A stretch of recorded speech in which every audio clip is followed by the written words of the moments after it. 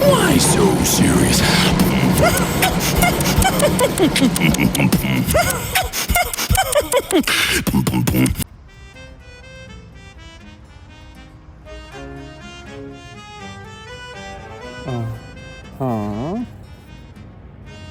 Huh. X marks the spot, I guess.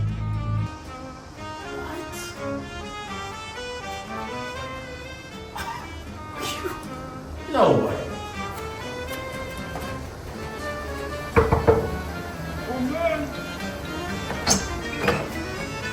Yo, Eric, come in, come in.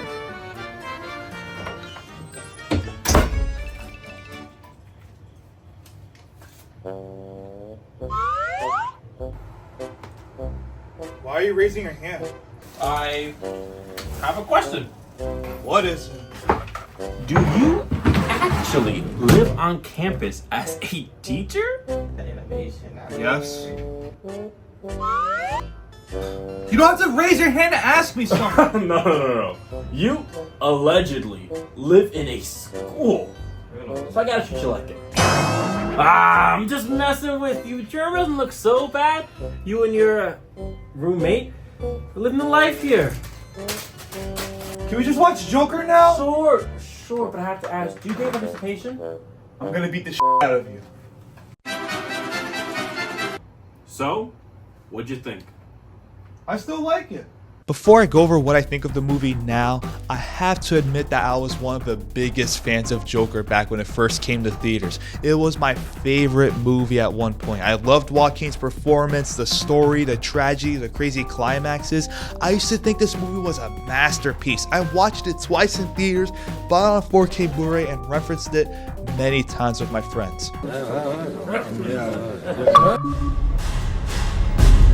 How about another joke, Murray? No, I think we've had enough of your jokes. What do you get I don't think so. when you cross I think a we're mentally done ill with your loner? Currently, I hate that period of my life, but let's try to forget that ever happened. What do I think of Joker now? Well, it's still a great movie. It gives us a new alternative of the character and his origin story, and it's very engaging to watch. Seeing the world turn on Arthur Fleck was tragic, and seeing it all build up to one of the most satisfying endings ever in a movie with the Murray scene. It's iconic for a reason. This movie was a master at character building. Only within 2 hours, it built up a character equivalent to the quality of a TV show.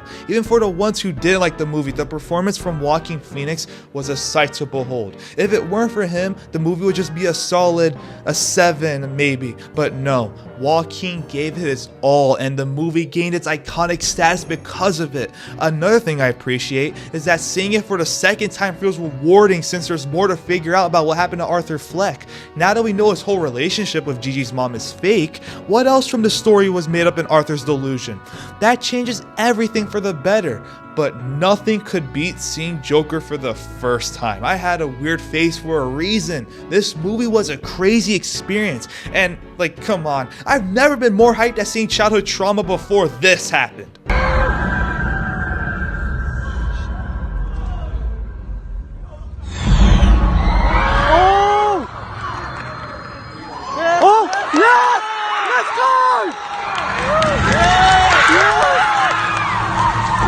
Joker shows why DC Elseworlds is awesome. Seeing different depictions of characters we like in a new lens, if it's good, would always be appreciated from me because of stuff like this. The world would be worse without it. But it can be better. However, ever since I saw it again recently, there were things that I didn't like about this movie, surprisingly. Not because the movie is flawed, rather it's about the viewing experience in particular. Seeing it for the fourth time was when it kind of fell apart for me, because the movie started to annoy me, particularly when the movie just kept adding on problems for Arthur Fleck repeatedly, one after another and another and another and another. Like, I get it already, I feel bad for him. Adding on more issues besides the major parts like the Thomas Wayne stuff, for example, it broke my immersion because it felt super exaggerated, and it gives off the same feeling as listening to your friend being a bummer by bringing up his own issues daily. Like, imagine if you had a friend that would just constantly complain about the same things every day. That's what it felt like to watch Joker for the 4th time, because you're waiting to see the crazy parts again, but you had to deal with all these problems being added up. It just feels the same. Like, I get it. I feel bad for you, Arthur, but can we just get to the part where you go crazy again? Like, damn. I'm really just watching someone suffer for more than an hour. Like, it's depressing to watch. For the first time, again, it's not a problem, but after seeing it for the 4th time and you just try to wait and see, it's just super annoying, and it feels like a drag because it feels repetitive with the way that we keep seeing things go wrong for more than an hour. But overall, it's still a great movie for what it did, but watching it more than 2 times is enough. You get the themes the first time, you already know what will happen eventually if you see it again. Why go through this roller coaster again at that point? Not a great rewatch. I love you, Jerm, but maybe I need a couple more. I honestly, do you think Joker is as simple as just a victim? I don't think he is just a victim. I think, bear with me, Arthur Fleck has a narcissistic edge. First off, he's obsessed with 2 things: comedy and sex. Comedy is self-explanatory, but the sex, obviously there's his delusions with Gigi's mother, but also his freaky ass notebook, don't forget. And why those 2? Is he just a pervert? Of course not. But he sees those as 2 ways to be certain that you're seen. Whether you're bringing someone to climax or bringing them to tears, it's the kind of reaction you get that just takes them over. What? I never guessed. Someone they can't ignore. And the victim thing. Now listen, Arthur is sympathetic. I'm Team Arthur. But we gotta say, it's more complex than that. I would argue Arthur has a bit of a narcissistic edge, and that's not a critique of his morality. Living the life he lived, him reaching so high for attention, is really just him reaching for a perfectly normal amount of respect. He just has so much further to climb. But still, and there are some hints, he won't admit fault for whatever got him institutionalized in the first place. During therapy, he just brushes it off. Suspicious. And you can see how much people's praise means to him, especially when he imagines all of these compliments and admirations from Gigi's mom, and most especially when he reacts to the different reactions during his Murray delusion, like they're genuinely feeding him air. And okay, sure, that's one thing, but I would argue this narcissistic edge drives a huge portion of the plot, and it all comes down to dancing.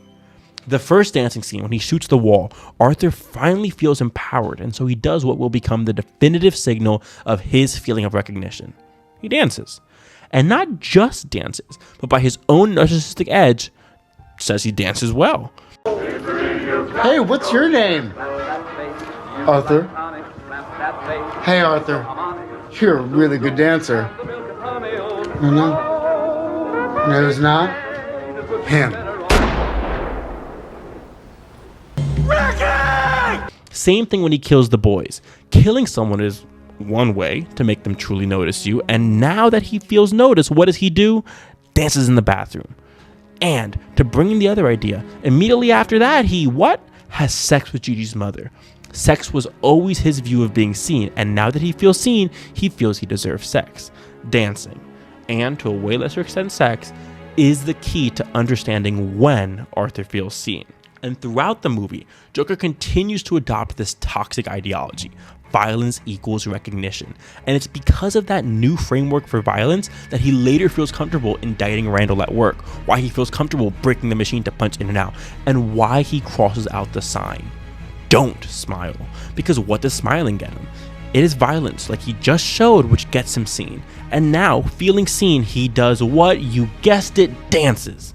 And again, this is not criticism. What we learn about Arthur's past, his abuse by the men in his life, we know that Arthur has been made to feel impotent by those abusers, and most crucially, his own mother, the stem of his whole world, ignored and neglected him when he needed her most, struggling with her own problems. No wonder Arthur has made his invisibility a core belief, and no wonder he would do anything to finally feel seen. And his appearance on The Murray Show the first time only affirmed this cognitive distortion. There he was, seen by everyone, but it was unsatisfying. To be seen the way he wanted to be seen, well, there was only one way to achieve that, and he knew it. Violence, or so the world voted. Finally, his dance behind the curtains before he gets on stage is essential when considered with the other theme. We know that what triggers Arthur's laughter is offense. He first breaks out laughing when he feels offended by the mother of the child, assuming his intentions. He laughs when they bully Gary, sympathizing with him. He laughs when Thomas Wayne rejects him, etc., etc. There's dozens more examples, but essentially, his response to offense is always laughter, until that final dance. This time, as Murray berates him in front of a full crowd, national TV, instead of laughing as the old Arthur would have done, Joker, at this point, well, nothing can bring him down, not even offense. Take your time. Got all night. Here's one. Knock, knock. And you had to look that up? Do I look like I give a fuck? Now, finally, even offense is recognition. And so he dances. Gosh, now that's a full circle ending. It was really good. It only makes me curious about what's gonna happen at the end of Joker 2. Joker 2? Yeah, Lady Gaga. Lady Gaga. It's a musical. A musical? That makes no sense. Why else do you think I invited you here? We're gonna talk about Joker 1 in class tomorrow, and then after that we're gonna see Joker 2.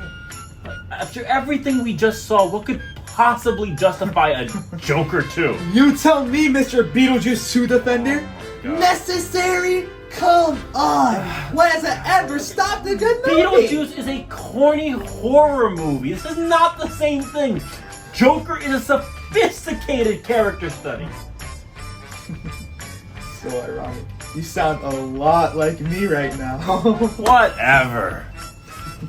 Listen, I'll see you tomorrow in class. I appreciate the invite, and I don't know.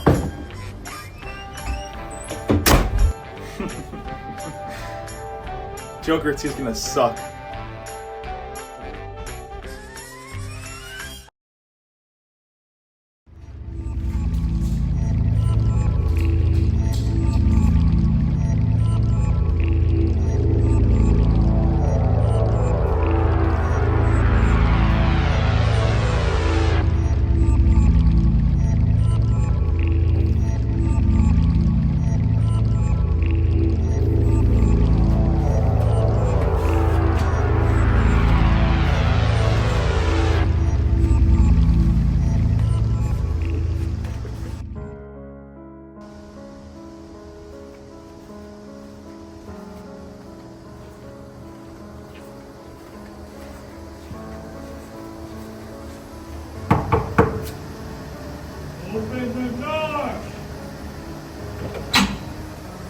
Hey, Professor Germ. What's wrong? Why do you look so washed up?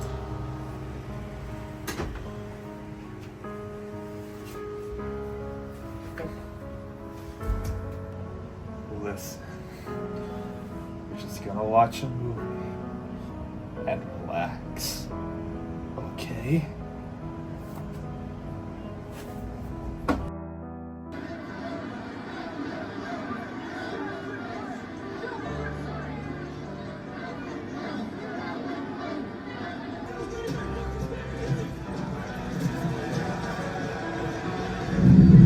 What the hell? You can't read a thing.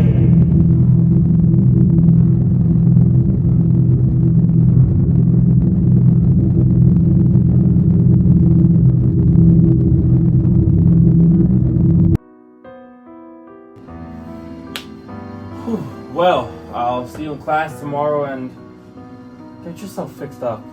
You're a mess, man.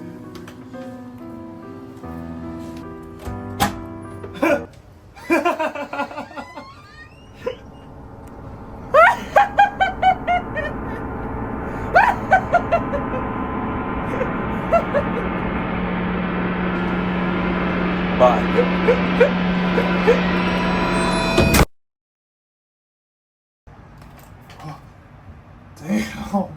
Oh, wow. Oh, he wasn't lying when he said it clears your mind. How many more of that for the future? Distraction.